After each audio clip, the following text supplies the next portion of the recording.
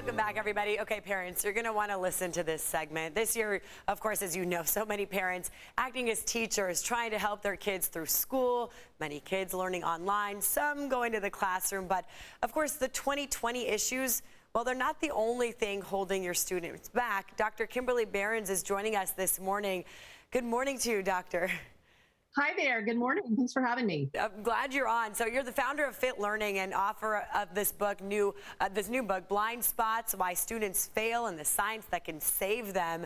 So let's talk about this. What are your thoughts on the education system going on right now? Let's talk about those blind spots. Right. Well, as we're in this pandemic, the unfortunate situation is that an already taxed, system, like a system that was already in crisis, is now being faced with a whole new set of challenges. So, education has been needing to evolve for a long time, but now that parents are on the front lines of their child's schooling with more virtual instruction happening, more and more parents are really getting to have a front row seat to how ineffective a lot of practices are. And so, I wrote my book before the pandemic, but it's highly relevant, which is why we worked really hard to get it released. It wasn't supposed to be released this early, but we worked really hard to get it out in October because it speaks to a lot of issues that really must be addressed, that now are more relevant than ever. Yeah, I hear from a lot of friends who are helping their kids learn, and they're like, what is this Common Core math? I'm trying to figure out how to add all over again and multiply. I mean, it's different than what we grew up learning. So what do you see? What's kind of the flaw here? Right.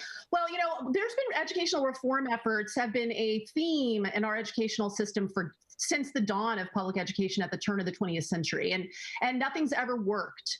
So, as I talk about in my book, most reform efforts involve what I say like top-down policy issues. So either more funding being allocated, more administrative oversight, this entire debate about private, vouchers for charter schools versus public schools, and curriculum overhauls. And so, one of the fundamental problems is that inside of education, there's never been an emphasis on reforming the teaching practices themselves. And that's a big issue because that's why a majority of kids are below proficiency in the United States. So I have a PhD in behavioral science. I'm not a traditional educator. I'm trained as a behavioral scientist. And I apply that science to instruction. And behavioral science is actually the science of learning, which has never been a part of teacher training programs across the board. And so the problem is that our educational system is not designed according to the science behind how human learning actually works. It's based on traditions and beliefs that have been around for a century and that are profoundly ineffective. So like Common Core math initiatives and those kinds of things are never going to work because curriculum and instruction are two very different things. So knowing how people can learn obviously will help make a difference in teaching them. Right. What can parents do? I know right now there's so many parents who are exhausted and frustrated trying to work or find jobs while also teaching their kids. What can they do? I mean, is there any good advice out there that you can give us? Well, even though the science of learning is complicated, I'll tell you, it's the way we learn is actually a pretty fundamentally basic process. And we learn through the repeated reinforcement of our behavior over time. And that has been, since the 1930s, we have been making discoveries about that in our science. So what that means is children don't learn by being exposed to stuff. They don't learn according to arbitrary timelines that the school district wants to set for teachers to follow. And they definitely don't learn by sitting and staring at a teacher talking. So now that parents are on the front lines of virtual classes, one of my biggest pieces of advice is watch your child in a class if you can, just once even, if you have time to jump in and watch and see what your kid is doing. Because if your teacher is doing all the talking and your child is doing all the staring, learning is not happening. So one of the things parents can do is become advocates for teachers using more effective instruction. And one of the first things teachers can do is increase the number of learning opportunities kids have during a class, meaning provide the opportunity for the entire class to respond in unison to rapid fire questions presented about a subject matter.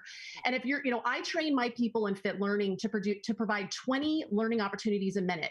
That means 20 times a minute, kids are having the opportunity to respond to instruction and then receive reinforcement in the form of praise and encouragement. So if your teacher is doing all the talking, your child is doing staring, that's not working. So now that parents have the chance to see it, I would send communications to your email and say, hey, can you try providing more opportunities for my child to participate in class? And that's because something from the core of the teachers to, obviously train them to do that? I mean, if they haven't been given that training, I know so many teachers are trying so hard as well, and they've had their challenges too. So, of course, and look, I want to say, I'm 100% pro teacher. This isn't a teacher's fault. I'm saying that if teachers investigate something called direct instruction, which has been around since the 1970s and is the most empirically validated method of instruction that we have in the United States, there's lots of ways to learn about that online, and they can become better at using those techniques in the classroom, and that would profoundly improve outcomes, even if it's in classrooms, but especially now that we're on virtual. All right, Dr. Berens with the new book, Blind Spots. Thank you very much for your insight this morning.